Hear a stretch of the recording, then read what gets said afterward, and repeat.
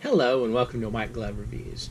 In this video we're going to take a look at the Pilot Frixion 4, and this is the wooden barrel version, which is kind of like the, I don't know, a little fancier version than the normal Pilot Frixion 4.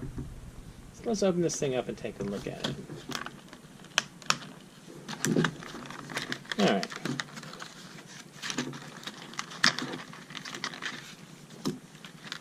So, are there any instructions we need to worry about? Doesn't look like it. Alright. So, it's a pretty standard Pilot Frixion. And this is the Pilot Frixion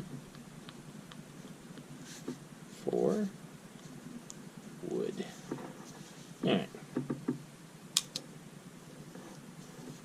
It feels much more solid than the normal Pilot Frixion.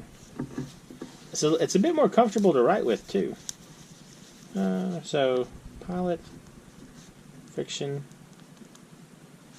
4 wood and Pilot Frixion 4 wood, and we got a green one. The Pilot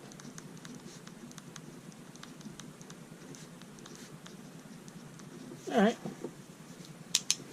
So, I can tell you right now, it definitely feels more solid and much more comfortable than the normal Pilot Frixion 4. And you got the wooden end here, and then normal friction refills. I like the wood. It has a nice feel to it too.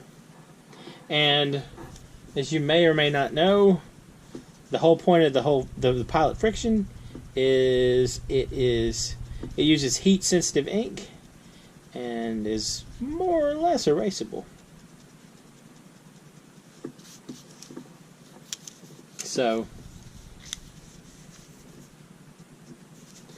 this is a bit more expensive than the normal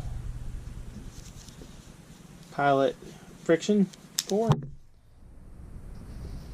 But I kind of think if you're looking for a classier, more solid feeling multi-pen and you like the Frixion, this would definitely be something to give a shot.